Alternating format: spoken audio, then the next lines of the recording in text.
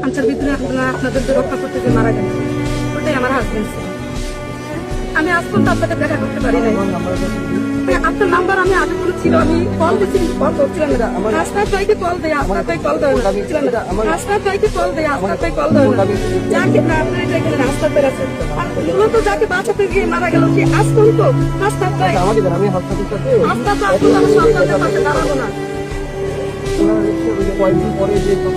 হ্যাঁ আচ্ছা, হ্যাঁ 9 দিন পরে মারা গেল আমার আজকে। জানা যাতে আপনার তাই নিতে উচিত। এখন যদি আমার সব বাদ হয়ে যায়, এই বাচ্চাদের আমি কই দাঁড়াবো, আমি কি করে চলবো?